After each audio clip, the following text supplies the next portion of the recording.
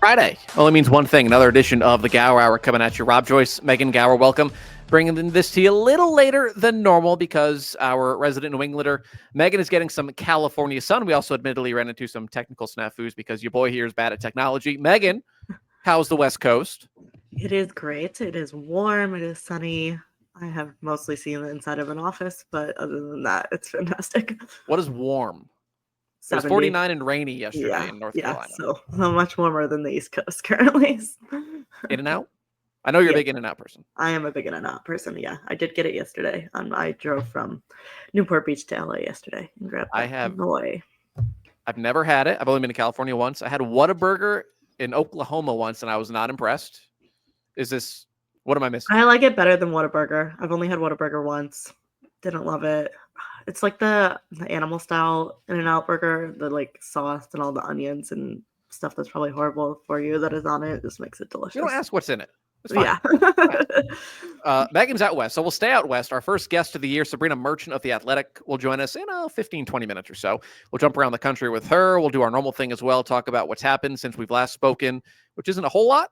We'll preview what's to come over the weekend, which isn't a whole lot. We promise. There are games in a couple of weeks that will, get you going. For now, we'll make do.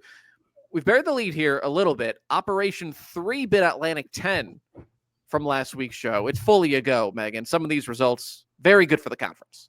Yeah, bury the lead a little bit more and talk about Richmond beating Fairfield first, which not the type of win that gets you into the tournament, but a good win from them, and they just blew Fairfield out of the water there. And then St. Joe's is the headline there with a huge win over Syracuse at Syracuse. That's the type of win that helps you be an at-large team. By 14 at the Dome. It was never a contest in the second half. Richmond holding Fairfield to 39 on the road. Again, it won't do much for the resume or the metrics, but that's an impressive result. If you're looking for mid-afternoon hoops today on Friday, St. Joe's, a Big 5 game at the Palestra against Penn today. Kind of like the Fairfield game with Richmond. No one will really notice a loss.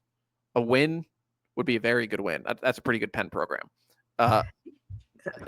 Admittedly, a lot of A10 talk for the start. Good job for them. 3-bit operation fully on board, but let's talk about some of the bigger games from Sunday. South Carolina, NC State. I thought a game that was very similar to last year's Final Four. Gamecocks ultimately win with relative comfort in the second half.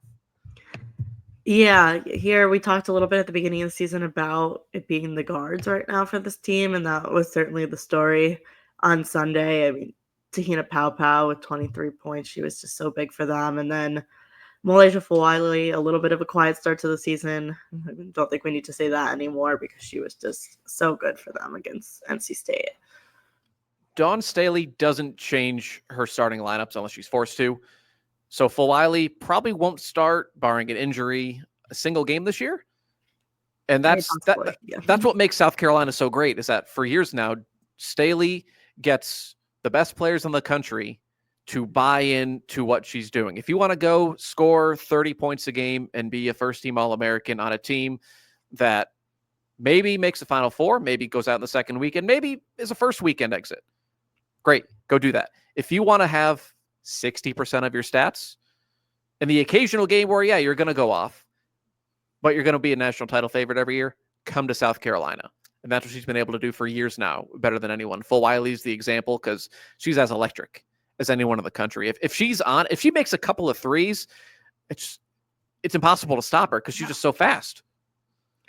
Yeah, she's just incredibly fast, incredibly athletic, like just such a fun and exciting player to watch, and what she can do off the bench for the South Carolina team is so impressive. I feel like this is a bad matchup for NC State, which I don't know if we talked about a whole lot last week. They're probably going to lose big inside of South Carolina, right? Most teams do. They were minus 15 on the glass. South Carolina had 50 points in the paint. It was 12 2 chance points. You kind of bake that in, though, right, when you play the Gamecocks. What we talked about last week, your guards have to be better than their guards. And Zamaria Jones was really good off the bench, but that big three of Brooks, James, and Rivers thoroughly outplayed by Pau and Fulwiley. If that's going to happen, State has no chance. Yeah, exactly. And not a horrible game for Brooks, I would say, because she did go 5 for 8 from the floor against a South Carolina team that's known for its defense. But Zaya James and Sanaya Rivers just have to be better in a game like this for them to get the win. You're not gonna to win games against a team like South Carolina with Sanaya Rivers going 1 from 7 from the floor. You just can't have that. It's mid-November. This is allowed to change. Does NC State, like what do you take away from this of NC State? I take away from it as they're a good team, and they could very well, depending on how the matchups go back to the Final Four last year. But there's a certain ceiling that doesn't exist for South Carolina or Texas or UConn or some of these other upper echelon teams. Yeah, and I think that ceiling exists with their front court. It's just the front court is not what it was last year. They lost pieces there. It wasn't the best in the country or anything last year, but it is going to take some time there. And if that doesn't change, I don't think this team hits that kind of top tier of teams that we've talked about the last couple of weeks. I think they're probably just below that if they can't find something that gets going in the front court. Other big game Sunday, Maryland, pretty much wire to wire against Duke. A game felt very November basketball at times. It was a little sloppy, a little ugly at times. But Maryland, the early portal returns, extremely positive. I think the Terps have a higher ceiling than we may have put on them a couple of weeks ago because all of these additions so far, they're working. It's not just the Cheyenne Sellers show. Yeah, and I think that was my biggest takeaway from this win against Duke and then also their win over Syracuse is it doesn't have to be the Cheyenne Sellers show for this team to be successful. And I think that's a huge step in the right direction from where this team was last season and why they struggled last season is they were so reliant on Sellers and just didn't have the pieces around her.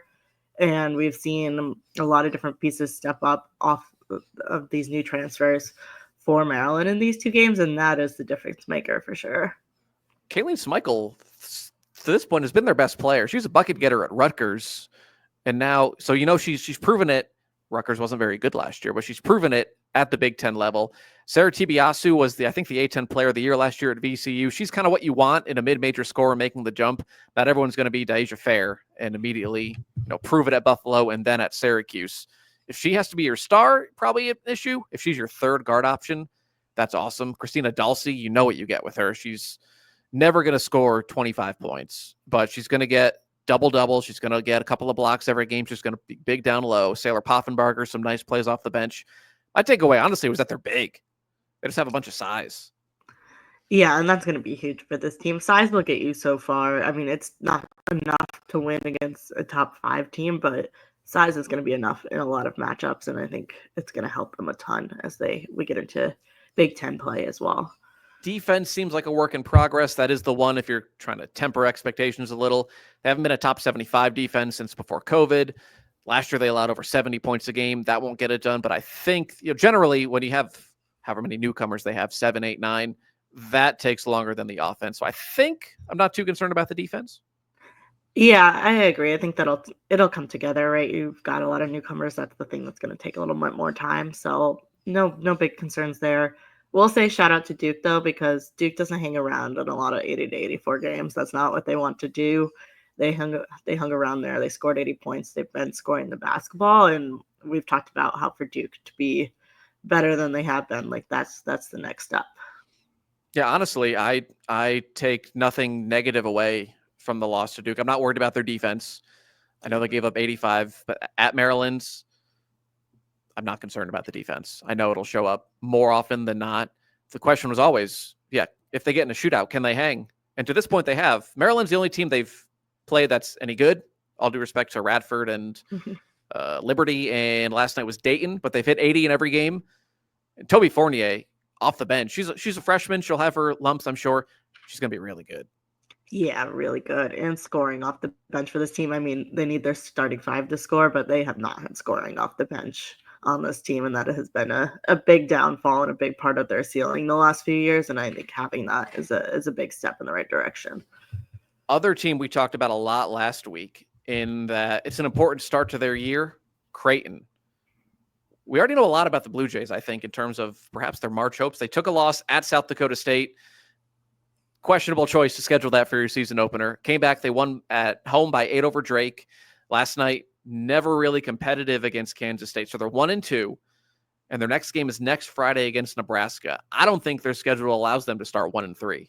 I already think it's, for a tournament resume, I think it's almost a must win, as much as you can in November.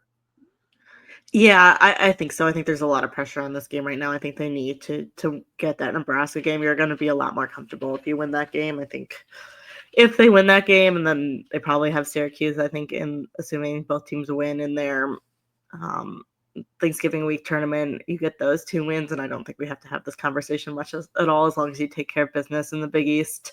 But it's a little harder for them. I think you look at a team like Marquette last season that we thought would be on the bubble, and the Big East was enough to put them in. I don't know that you're going to get that from the Big East this year, though it has been a good week for the Big East, so you never know. Of their marquee games, so let's play devil's advocate and say they lose to Nebraska, so they're 1-3. Mm-hmm. They play UCLA in December. That's probably a loss. They have a home and home with UConn. Let's just say they get swept. So that is, and then they'll beat Syracuse, assuming they beat Wichita, and will probably play Syracuse in the Emerald Coast Classic in lovely Destin, Florida, later this month. So that'd be 2-6 in your marquee games. Would you have to run the table in every other game? Pretty much against a lot of teams that aren't very good and not in the tournament picture? Yeah, I think you have to, and then you have to hope for, if you are going to drop 1 or 2, but I think you got to hope that someone else in the Big East team is at least making some noise on the bubble. They don't have to get in, but they're at least, there's a win in there from Big East play other than a UConn that counts for something. St. John's, or dare I say, Butler? How about them Bulldogs? On the other side, woof, Indiana. Rough time for the Hoosiers. Yeah, that's not great for Indiana at all. But I mean, shout out Butler to start it, because this is a team that before Austin Parkinson took over, I think 2-3 years ago now, won one game, not one Big East game, one game. 1-27. Yeah, he has done wonders with the program in a very short amount of time, and they have been trending upward. And this is obviously a great step in that trending upward, is to get a big win, even if Indiana is not what Indiana has been. Like, it's still a huge win for them, and I think that's great for Butler and for the Big East. He took over a 1-27 team that went winless in the Big East. Year 1, 11-19, won 6 conference games. Last year, 15-17, won 6 conference games. 3-0 to start this year. Shout out to the Bulldogs. Austin Parkinson doing the Lord's work in Indianapolis. Harvard got routed by Quinnipiac. Had a nice win over Boston College last night, but I don't think that loss is going to age great for Indiana. Indiana might be in trouble. Yeah, these are two. I could get past the Harvard one because, like, Ivy League's always going to be good. I think Harvard's going to be amongst that top group in the Ivy. You're probably okay. The Butler loss, as much as like great for Butler, I don't think we're going to be talking about Butler. I mean, maybe we will be, but like they're probably not a tournament team. So yeah, just a rough start to the season for Indiana. I think we knew they were going to struggle, but I don't think we thought they'd struggle this much. I'm interested in Sunday, where they play Stanford at home, because how about the Cardinal? Yeah, I put very low expectations on them, and they've looked good. They put the pounding on Gonzaga on Sunday. Yeah, and I that was a game I thought was going to be close, and Stanford made me look pretty dumb there. But I think Gonzaga's been struggling a bit as well compared to last season. They lost a lot of big pieces as well. But they've looked much better than I think we thought they would to start the season. Granted, Gonzaga's really the only team that's, any good that they've played, but it's still a good sign to look good. And I think, you talked about a team like Indiana where we're just saying, okay, no big games, and they've lost to, and Stanford has not done that. So I think this team looks like it's trending in the right direction at a minimum. If Stanford goes to Bloomington and wins, if it's a close game, maybe don't overreact. If Stanford wins handily, I think that would reinforce our early thoughts on the Cardinal, and that might... Indiana, I feel like, is on the precipice. Like the Big Ten, there's a lot of opportunities to pick up some marquee wins. There's a lot of opportunities for things to spiral awfully quickly. So I think Sunday's a very interesting game. And the Cardinal, second year in a row, kind of out of nowhere, there seems to be a star. Last year was obviously Kiki Ariafen. Meet Nuno Aguera this year. She's 6'2". She averaged 14 minutes a game last year. Well, she averages 19 points a game early on for Kate Pay. So Cardinal, one of the early surprises. And how about Oregon, another team? Shout out RIP. I guess Pac-12 isn't dead technically, but RIP old Pac-12. Oregon, we talked last week. Is Kelly Graves maybe on the hot seat? Early returns say no. Nice win over Baylor. Yeah, and this is a Baylor team too that preseason, I think top 15. Maybe they're a little below that right now in the latest poll after this loss, but They bring back everyone from last year's team. That was a top 25 team. So I think this is an impressive win for Oregon. I think this is a Baylor team that is expected to do some good stuff this year. So I think it says probably less about Baylor and more about Oregon that they're able to pull off this win. Deja Kelly, we saw good Deja Kelly against Baylor. 20 points, 7 of 17, 9 rebounds, 5 assists, just 1 turnover. And that's kind of the key with her, right? If she's efficient, she can play like an All-American. And this is certainly a tournament level team. If she has days where she's 4 of 17 with 5 assists and 5 turnovers, it's different. There's so many question marks with this Ducks team because last year was just so bad. You know what you're getting with Kelly. For the most part, you know what you're getting with Amina Muhammad from Texas, but they have a bunch of unknowns. I'm not going to pretend that I knew much about Alexis Whitfield from UC Santa Barbara.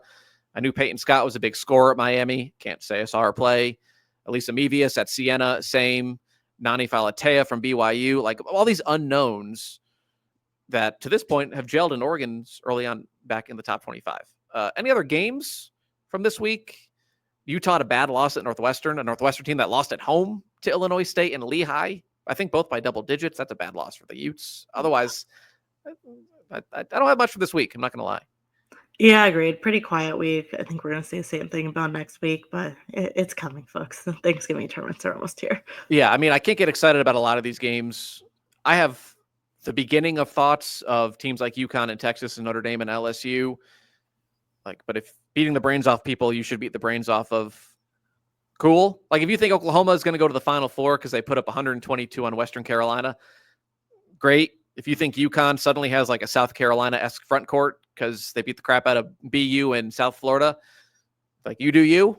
Same with like Notre Dame and LSU. They're not going to score 100 points every game. We have time. Like we'll learn about these teams. It's just going to take a couple more weeks.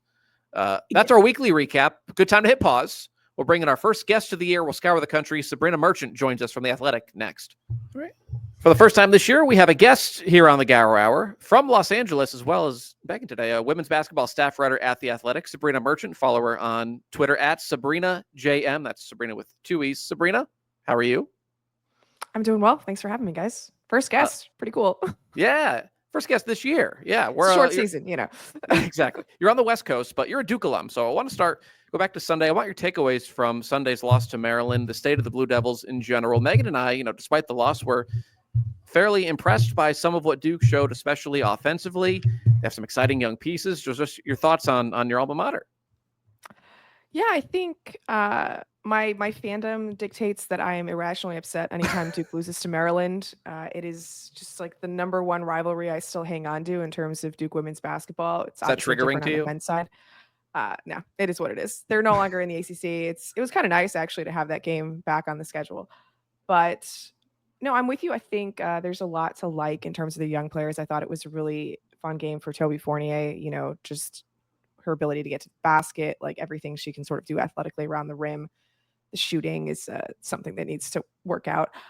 But mostly I watch this Duke team and wonder, like, can they exist without a center? Because they don't really have one. I don't think that's what Delaney Thomas is. And like the ACC is not front court conference central, but also like Kate Koval could like eat up against that front court. Like we're talking about like some real deficiencies in the front court in terms of the Blue Devils. So yeah, I look at this team and I think like, yeah, there's probably a Sweet 16 ceiling again, which is fine, I guess, but we're in like 15 straight years of Duke existing in a Sweet 16 ceiling. So it's a little annoying at this point. Fair enough. Thoughts on Maryland on the flip side? We thought that, some of those young pieces are coming together well early, but curious what your thoughts on them were from that game. They just look so deep to me, right? Like you have this system where they run and they take a bunch of threes and like the pace just gets to you over and over again. And it works because you have so many players coming off the bench even who just keep, the tempo up. Like Christina Dulce, like what a freaking great fit in terms of that roster. I mean, they're not even really using Mer McLean yet. Like, and she's like another, I think Cheyenne Sellers Light who could just do exactly what Shy is doing on the second unit. The shooting looks outstanding. Like, I mean, was it Kayleen Smichael who was just like draining back and like over and over again in the second and third quarters? Yeah, I like their system a lot. I think Brenna Freeze knows how to optimize like the players who are involved there.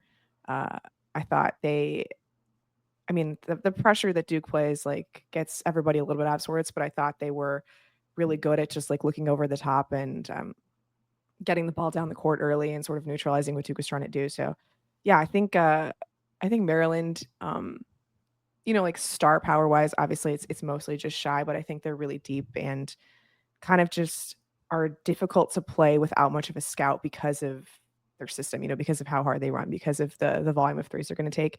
I wonder like how that translates in the Big Ten season when people are more familiar and like are actually scouting them. But in terms of like day to day during the regular season, it just looks really uncomfortable to play against them. All right, enough East Coast talk. You mentioned Big Ten, so let's talk Big Ten. You're in LA, so of course we're going to talk Big Ten. USC, UCLA, obviously national title aspirations. Both fell short of the Final Four last year.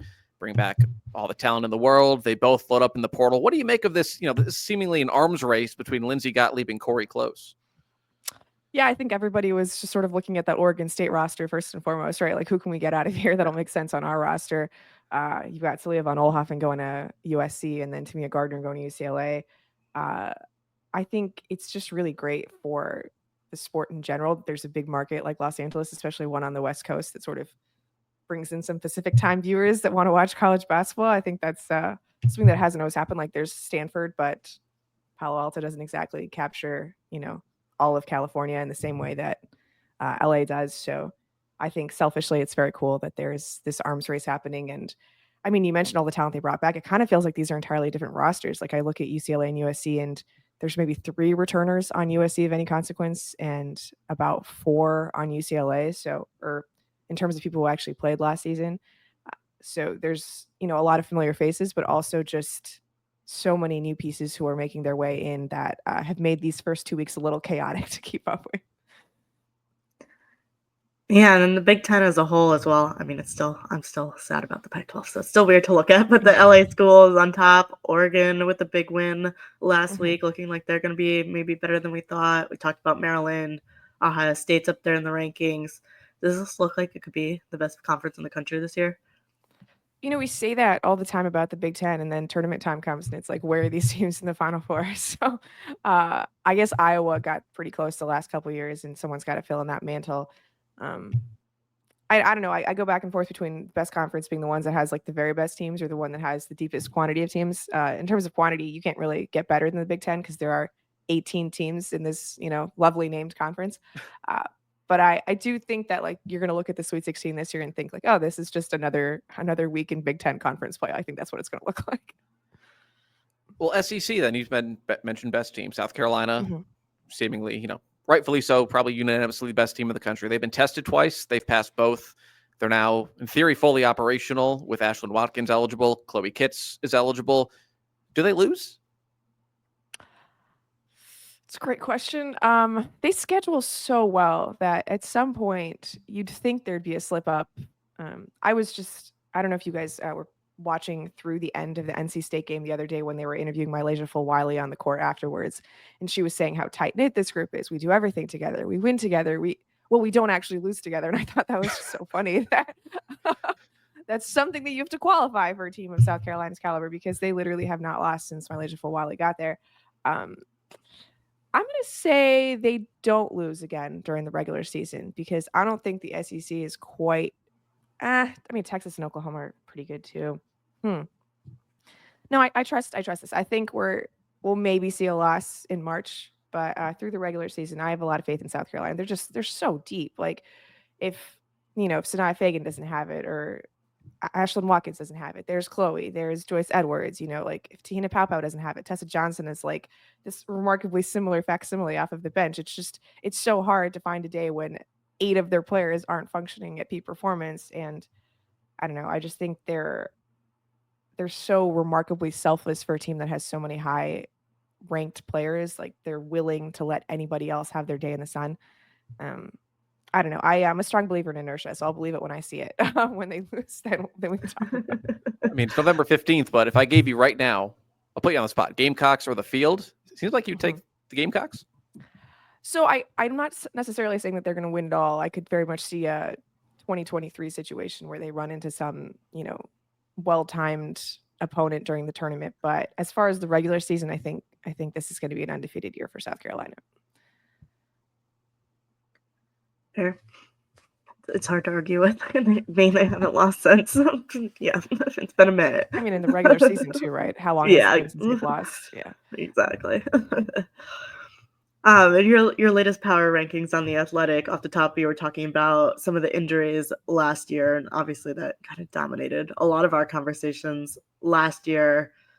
Your thoughts on a couple of those players that are back now, particularly Rory Harmon and Olivia Miles. I know neither of those teams have played anyone of note really yet, but has it seemed like they've kind of stepped right back in or without looking rusty? Yeah, it's funny. I had this doc that I created last year of everybody who tore their ACL and the date that it happened and just like wanting to see what the recovery timelines look like. And it was so exciting on day one of this season to like actually create another column of like dates of returns because people were finally returning to play basketball. Yeah, let's start with Rory. I think Texas is so fascinating to me because Madison Booker just became like this do-all everything type of player in the absence of Rory Harmon, and it's kind of hard to like just go back, to doing what you. I realize her natural position was small forward, but like you see like these instincts of her still wanting to run the show a little bit and like do a little bit of ISO package because she always had the ball in her hands. So I think even though it's obviously so much better for their long-term prospects that Harmon is back, that balance to me still feels like a little like there's gonna be some growing pains there with that balance, which again, all for the best. But Rory is like a freak of nature. Like, how is she doing this? She tore her ACL at the end of December last year, and we're in mid-November, and she looks fantastic. Like, I understand the braces are there, but the burst looks really good to me. Like, she looks pretty good around the rim.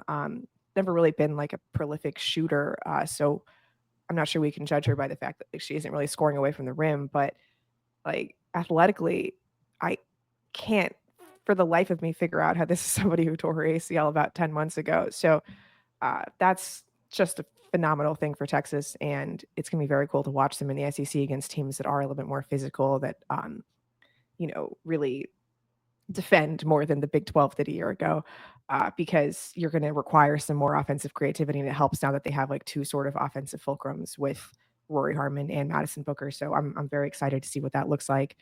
And then with Notre Dame, Olivia Miles has been out of our screens for like 20 months now. Yeah. She last played in March of 2023, and like another player who just looks phenomenal, right? Like the burst is there, the first step is there.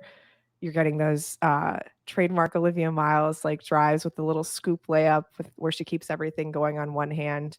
To me, it doesn't seem like the balance with her and Hannah is like as precarious as it is in Texas, I guess, just because it's so very clearly Olivia Miles' team, and Hannah is like defense first and likes to do that and just gets out going in transition and is totally happy to let Olivia handle the half court responsibilities.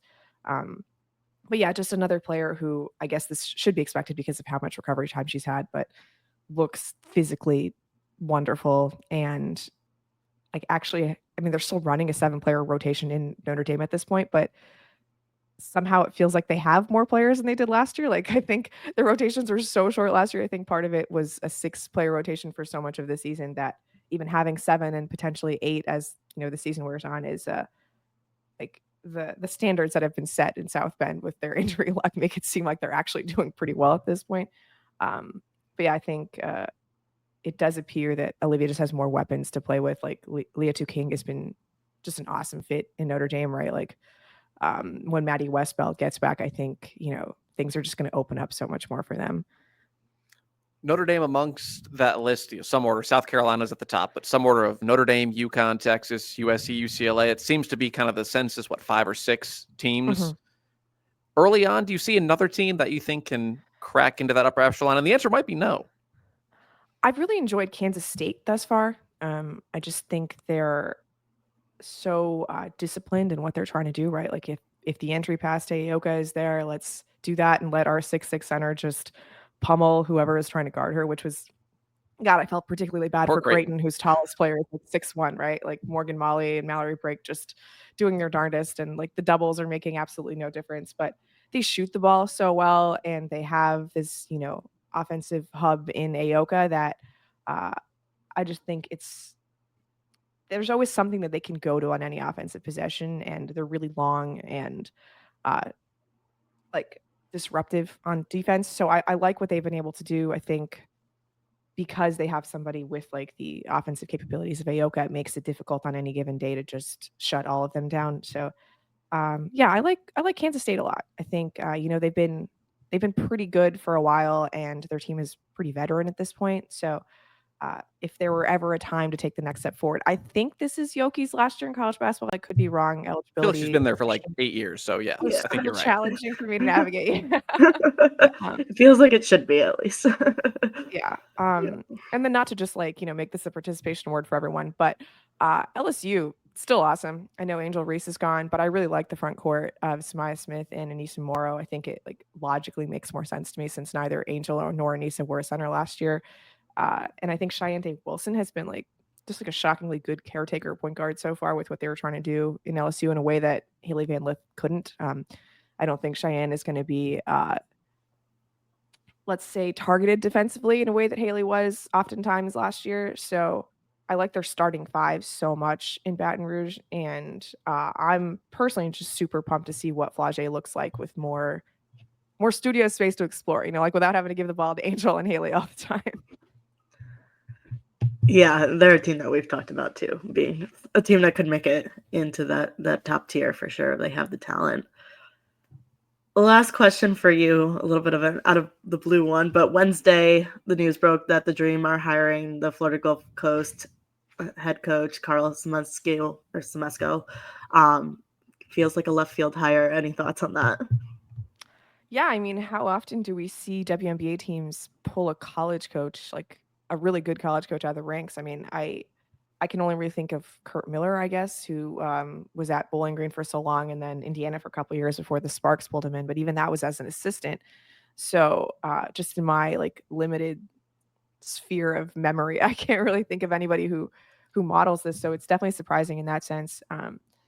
But I mean, I feel like I always watched the Atlanta Dream and wondered like, why the hell are they doing what they're doing? And I've never watched Florida Gulf Coast and thought that, So I'm very excited to see a coach with like such strict principles of how he wants to play basketball and a very clear idea of how he wants to use players with Atlanta, because I think the Dream have a good chunk of talent that hasn't been utilized to its optimal ability.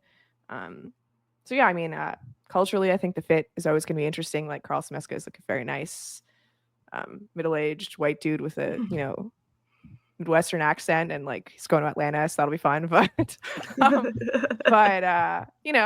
that's what the off season is for, to figure that out. But I mean, how strange is it to like just dip 2 weeks into the season? I mean, I thought like the Tony Bennett timing was like very close to the start of the season, and at least that was before the men's basketball season started at Virginia. So it is interesting to me that the WNBA has the kind of pull where a coach would be willing to leave at this critical juncture in college basketball. I think it speaks very highly of the league that they're able to pull somebody of his pedigree, especially like right now. Coaching carousel never stops. Sabrina, plug your stuff. Where can we find you? Yeah, so as you mentioned, I am a women's basketball writer at The Athletic. So just subscribe to The Athletic, and all of my writing is there. We also have The Athletic Women's Basketball Show that runs twice a week. Episode just dropped today with Tyler Marsh talking about, him joining the Sky and some draft lottery stuff. So check that out too. Well, thanks for joining us early on the West Coast, and thanks for joining us. Yeah, thanks. Have a nice day, guys. Our thanks to Sabrina Merchant from The Athletic. Follow her on Twitter. Carl Semesco, our last question to her. Built Florida Gulf Coast from literally nothing. Can't say I expected Wednesday to wake up or I guess lunchtime Wednesday, and the coaching carousel is fully in swing. We don't have to talk about the WNBA side of this. We're a college podcast, and frankly, I don't have the expertise to break down what it means for the Dream. I do know from a college standpoint, Sabrina brought up a good point. This doesn't happen nearly as much as you would think, a good college coach making the jump to the pros. Yeah, and I think it's notable too that it's a mid-major coach. It's not Right, it's not Dawn Staley, it's not Gino, it's not Jeff Walls. Pick your coach. Exactly. I think that's notable as well.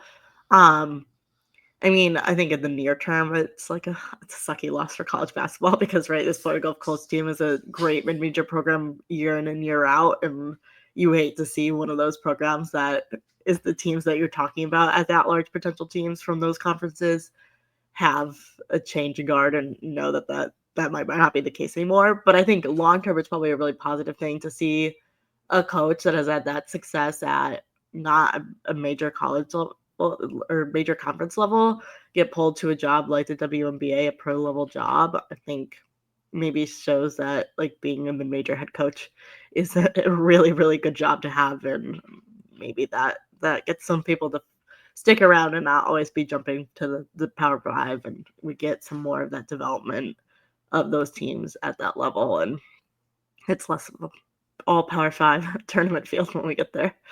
Yes, as the women's game continues to age in terms of just the number of years, like you can say, Dawn Staley, like South Carolina existed before Dawn Staley.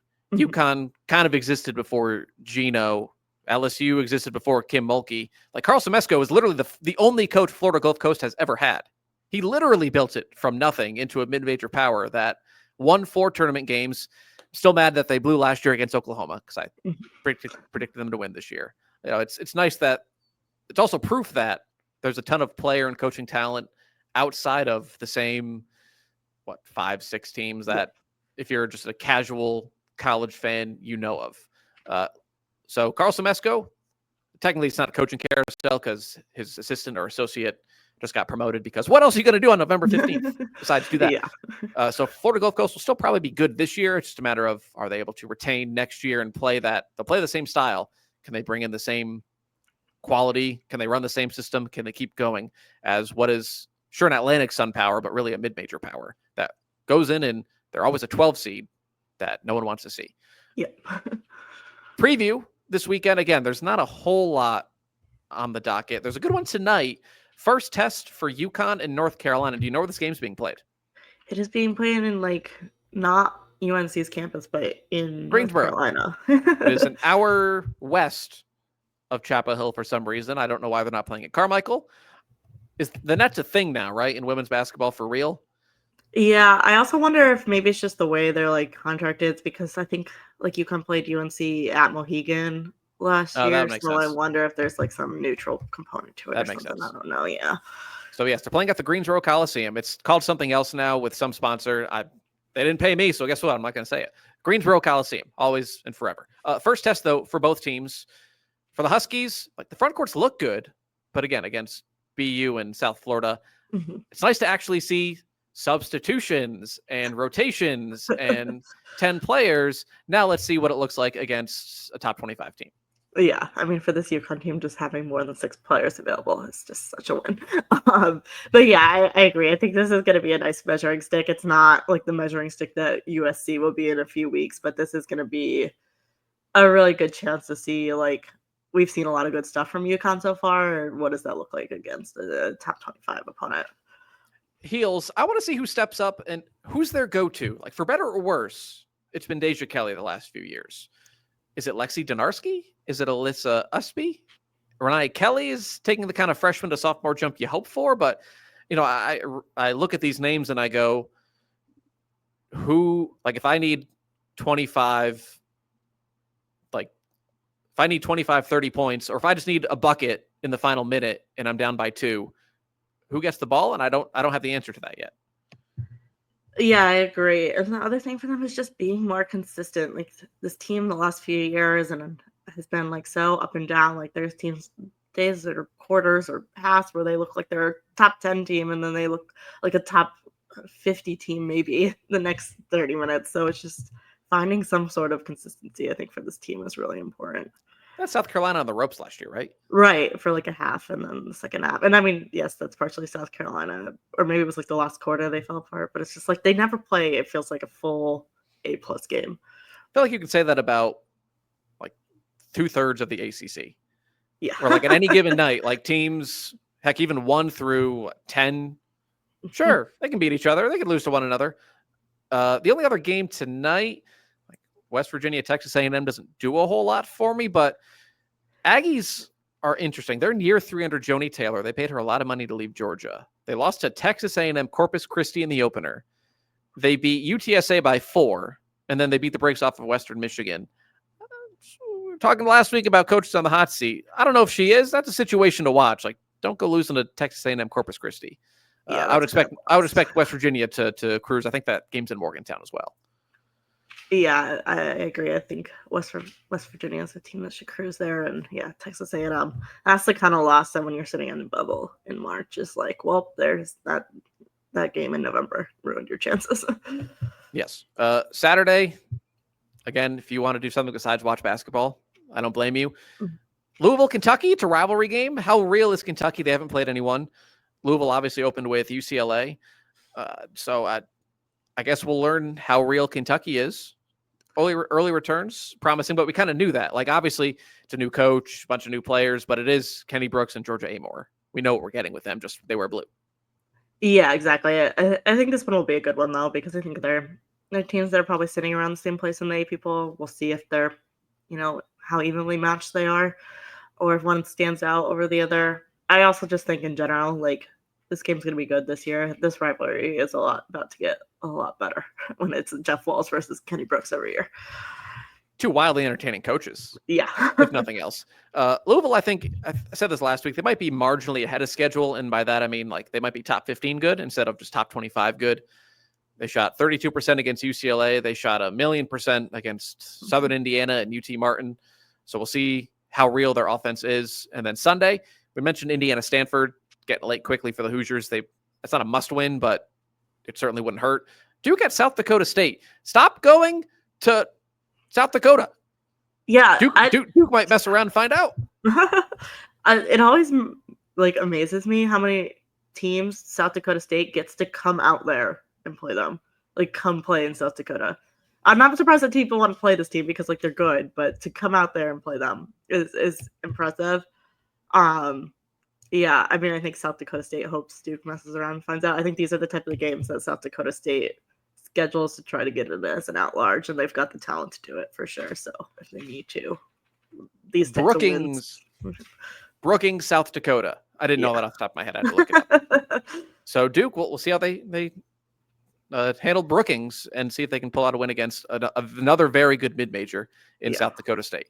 Midweek schedule sucks again. Worse than last week. I have one game that isn't even interesting, but we're on the topic of, the 3-bid A10. We're pushing that. George Mason is at Wake Forest. Wake might be a bottom 3 ACC team, and there's a lot of teams in the ACC, so they're bottom 3 in that. If they lose, that probably hurts. So definitely hurts. If they win, the metrics won't like it. On paper, it looks nice that an A10 team went on the road to the ACC and won, regardless of who the opponent is. That's all I got for next week. Yeah, agreed. It will look good on paper, especially with the quads. Those road wins over a team that's just net's going to be naturally inflated from being in a Power 5, Power 4, whatever the heck we're calling it now, conference is going to help. When do you come home from California? Tonight. Red eye. Red eye. Oh, good luck with that. Yeah. So you're not gonna. Do you sleep on airplanes? Sometimes I'll probably get a bad night's sleep, especially because I have a connection on the way. But so gross. That's not even a red eye. That's just miserable. So you're gonna get dropped off in nice 70-degree weather, and then you're gonna go to an airport, and then you're not gonna sleep, and then you're gonna leave the airport, and it's gonna be 20 degrees outside. Yeah, 20 degrees, and I'll be cranky, so it'll be fun. Well, you got a week to get uncranky. Megan, enjoy the rest of your time in Cali. We'll talk next week. Folks, we'll talk next week.